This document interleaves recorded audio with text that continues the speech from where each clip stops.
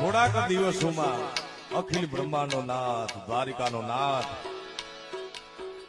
મુરલીધર મહારાજ એનો જન્મ મહોત્સવ આવવાનો છે. જય દ્વારિકાધીશ. માંગો લીસ અને આપે 30 માળો